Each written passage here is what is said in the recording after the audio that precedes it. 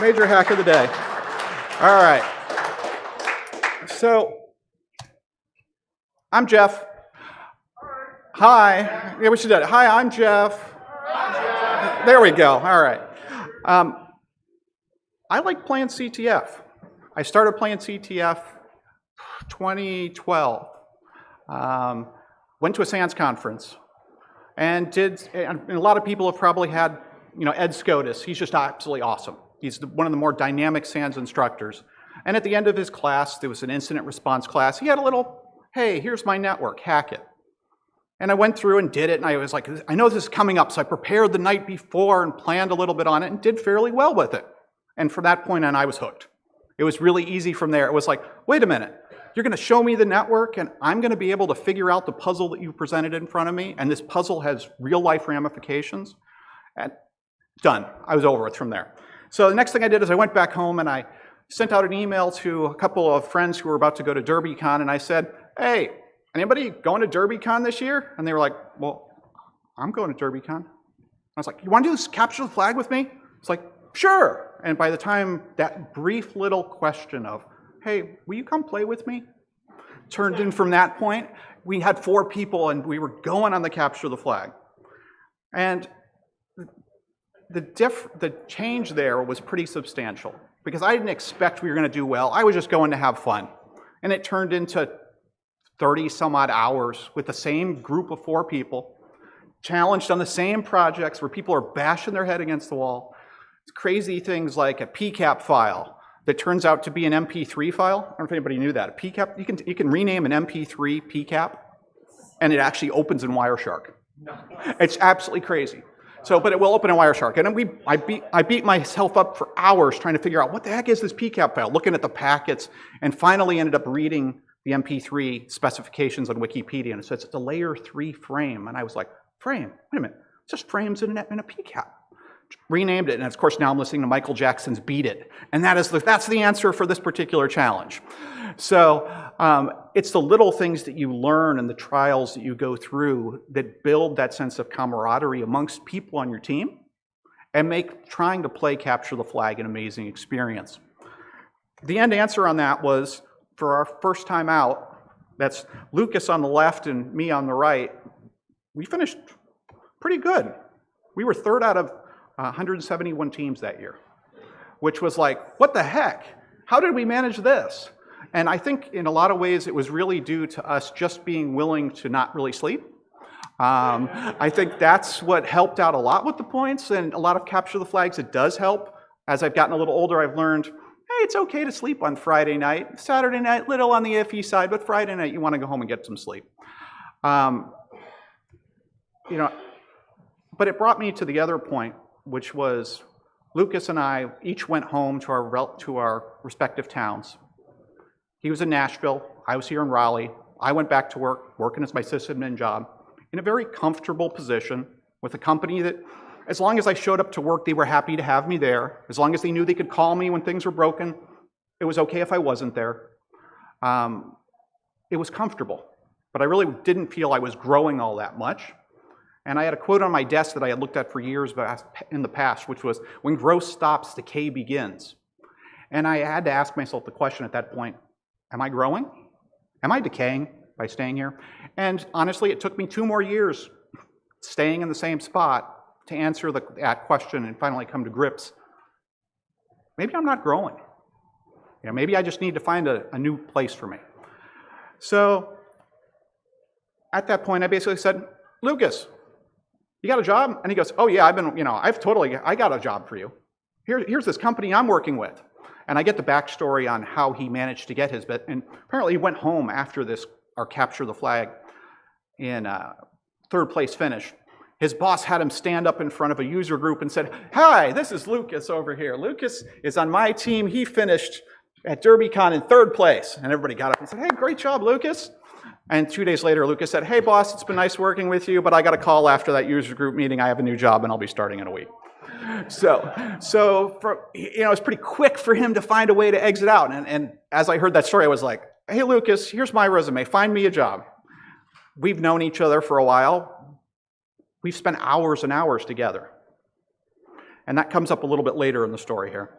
But the key part that I start to bring up with capture the flag right now is everybody in the room knows the attackers are winning. And from a security perspective right now, we are not winning. If you look at the breach diagram that I have down here in the bottom, actually I can pull the website up. If we look at the number of websites, this is a great screen here for, what's that? Equifax? No, Equifax is not the biggest on that one. No. Yahoo was huge. So,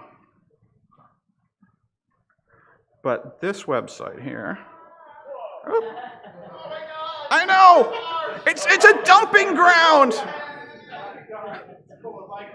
I know, it's a dumping ground. It's a dumping ground, really. Well, I know. So I'm going to give up on the website that I tried to get to. But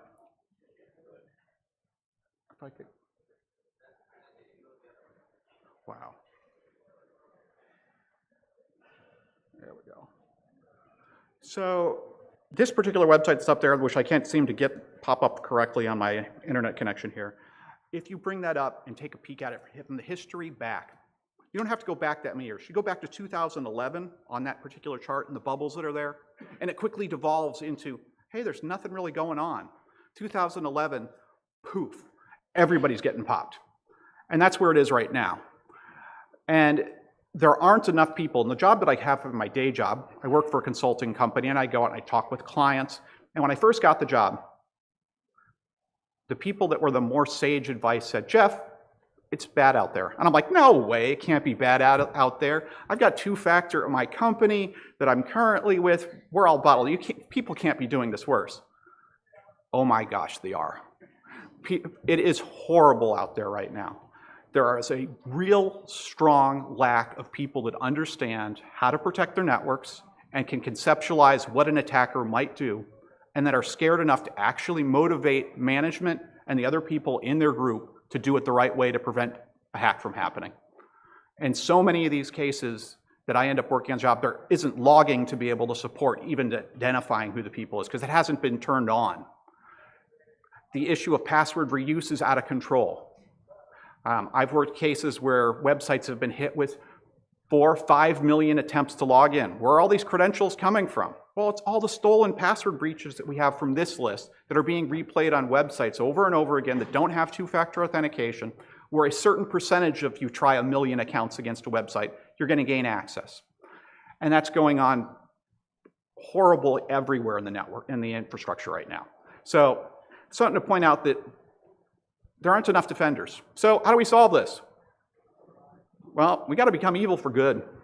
And a lot of us don't have positions where we are evil. And I think there's more than one person in this room that probably has a sysadmin role right now that would really has the experience that could really work well in a security profession and would like to understand that better.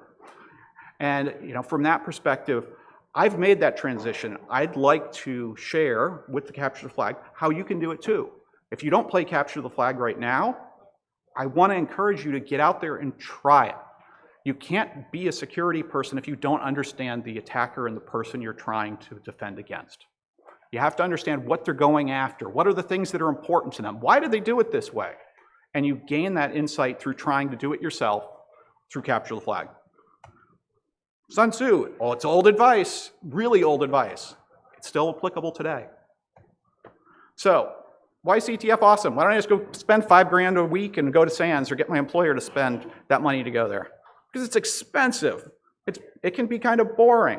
I mean, I'm sure there's more than, how many people in here have been in a training class and wondered if they were the smartest person in the room? Yeah, teacher included. So, you get those situations, or you're in a training class and the instructor's really bright, but he's spending his time answering that one guy in the back who has all those questions that you know he shouldn't have been in this class. It simply shouldn't have been there. I've done those before. What's this black box on my Macintosh that pops up when I do that command? Oh, that's your command prompt. You know, those kind of things to the person who's next to you, who supposedly has been in the field for years and years. Frustrating. Learning at your own pace through the capture the flag on a weekend, it is the best dollar value down pat. I mean, we're looking at $40. You can show up here. You can hack all weekend. You can find a friend who can join you with the hack. You can ask the organizers that are doing it for hints. You will learn so much. It is a fire hose of knowledge, but it is frustrating as get out. And that is the big part about it, is finding that frustration that you're going to have and pushing through that frustration is the important part. And that's how you learn. That's the only way to do it. If you get the knowledge that's given to you on a spoon, this is what the attackers do, it doesn't sink in. It doesn't sink in the same way as if you did it on your own. Trains you to think evil like an attacker. What's exposed? All right, well, I did a port scan on this particular machine. I see this port, and this port. What can I do with those? Do some research. You know, big part is Google's your friend. Learn. And okay, can I go over to one of the vulnerability sites? Can I look for an exploit that's already been published by somebody else for this particular bit? Researching all of those pieces helps you understand what services are likely to be exploitable in the industry. And as you learn those tactics and where those exposure points are, it helps you secure your own network as well if you're currently on the defense side, because you've already seen that. So it works for attackers and defenders. So, and this, before I decided to move to more of a security role, this was really critical for me. Playing CTF helped me understand, dude, don't be a doofus. Yes, you do need a second service account. No, you can't reuse the password between those two service accounts just because it would be easier to start that next process. Employees, no, password one, yes, I know password one meets our security policy for passwords. Yes, it does. It completely meets it, but it doesn't meet it. You know, and this is why trying to remember those points that can help you educate and doing the right thing, and when you're still forced with people doing the wrong thing, realizing the danger to your organization so that you can guide them towards doing the right thing. All right, here's the key piece that I brought up before. CTF exposes you to people in your industry for hours. It's not a 5-minute deal where you come up to somebody and you shake their hand and go, yeah, it's nice to meet you. Where 6 months from now, if you were to say, hey, you got a job for me, they're going to be like, I don't remember this guy. I have no idea who he is. I don't know what his skill set was. I don't even know if he's somebody I'd want to sit around with for 5 minutes. But when you spend hours and hours, or in the case for me, an entire weekend with Lucas, he knows who I am. He knows what my skills were. Later on, when I got this job where I am now with Lucas, I asked the question. I'm a little weirded out about this idea of taking a job with your company and nobody's interviewed me. I haven't met anybody face to face. It's the strangest experience ever being hired for this job. And I was like, Lucas, I'm weirded about it. And it's like, Jeff, you already had your interview. And I'm like, what do you mean I had my interview? It's like, remember back in 2012 when we sat together for an entire freaking weekend? You've had your interview. I know who you are. I can vouch for you. I can say what you're capable of. I know where your skills are. I know that you're going to be an easy person for me to work with. And I know that if I wasn't at this company, I could call up Lucas and he would say, hey, yeah, I'm over at this company, or I know somebody else who can get you a job. It's building those professional relationships that go beyond just somebody you know who happens to be in the industry, but somebody you've spent time with, and in some ways you've been in battle with. You're battle tested because you both were on the same team trying to accomplish what you needed to accomplish and to score those points. All right, and there's the smiling Lucas and I. So the question comes back to, can I play too? And that's for you guys. So if you want to play, it's just down the hall. This isn't a complicated process. It's everybody in here who has a laptop. If you were to go in there, there's a table set up for the noobs, and it says right on the table, CTF noobs. If you were to sit down there, there's a VirtualBox image that somebody would be happy to give you to put right onto your laptop. If you had a USB drive, 8 gigs or larger, somebody would be happy to format that with Kali on it. And you can just start and go. And I would challenge everybody in here to go on in there and try and get more than 0 points. Put your name on the scoreboard. Don't just wait till you get points. Put your name on the scoreboard now and fill it out and get yourself a couple of points. And the next time, try and get a couple more points. And if you want to really enjoy and understand how all of this works, I want you to look at somebody at the table and say, I'm doing this one. Would you like to do it with me?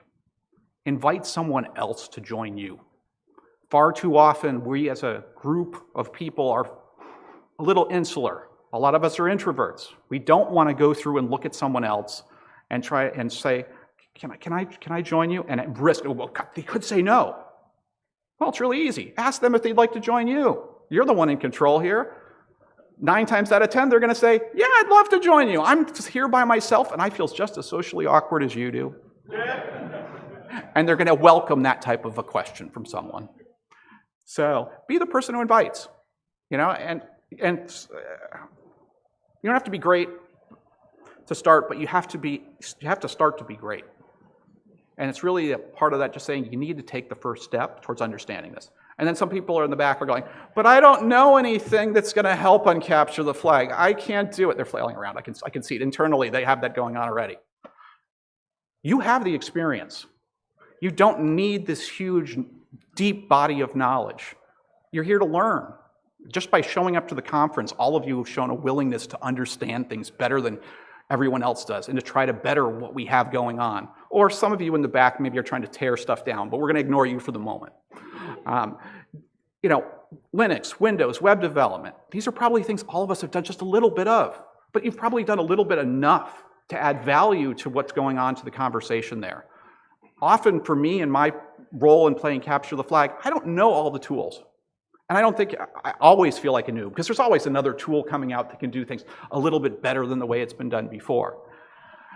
But what I do get out of that is that I've got years and years. It's like we were joking about the 25 years. Yeah, it's probably getting closer to 26, and I feel a little gray at times when I'm, I'm about to turn 50 here, and so I'll say that really, but at the same time, my kids go, Dad, you're old, but I don't feel old. I don't think I'm old. And I look at some of the experience that I've had over a lifetime compared to a lot of my peers, and that I'm able to see things clearer than they are based upon that experience and that wisdom that's there. And I think that's really useful for any time of capture the flag or network defense, because you can understand things globally better than other people can understand them at an easier, a deeper level than they'll be able to see. And I'm going down the list here. Malware analysis. This gets where it gets real specific. Cryptography. But here I'm going general. Project management. Man, I've been on a lot of capture the flag teams where everybody's doing this. Oh, what are you working on? What are you working on? I don't know what I'm working on. I've been on teams, sadly, where 2 people have solved the same thing and both been excited at separate times. And it's just like, oh, no, we want people to work together. And so there's a need, even if you're just a project manager. Hey, how can I help the team out? There's a need, I put down your gopher. Oh my gosh, when you're trying to work really hard on this, I'm thirsty, I'm hungry, can somebody get me a drink? That's an important role. I mean, that's the role that you want to have on the team, where you have somebody who can handle that for you so that you don't have to be distracted in doing it and taking time out. So, key part on the capture the flag. Try harder. Never give up. Yes. Google is your friend. Phone a friend. You probably have people in the industry. You probably have a friend who knows a little bit about something about this that's more than you. Call them up, ask. I was asked earlier, I'm going to be playing to capture the flag this weekend. Sorry, I'm not going to watch many of the talks because I just really enjoy playing to capture the flag. And at $40, I'll watch the talks online later. Sorry. So I have friends that play capture the flag. I get stuck, I'm going to call one of them up. And I'm going to say, hey, can you help? I'm stuck here. Learn from the knowledge of others. Ask for hints. If you're a noob, asking for hints from the guys running the capture the flag is awesome. They want more people to be playing capture the flag just like I do. They would be happy to mentor you along the way and give you those little hints and say, hey, I don't know where to start, and they'll point you totally in the right direction. So, what do you need? Like I said, just need the laptop. Go down to Boxwood. It's right down the hall, end of the hall there.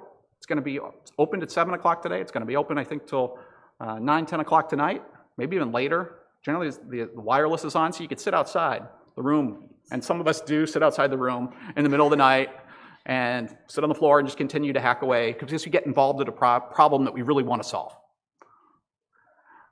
And there's, like I said, there's a noobs table in there. If you're completely fresh on this and you just want to give it a try, go over and grab a seat there. Ask David. He's going to be helping out there. I'll be in the room as well. I can help out too for this evening. Good luck.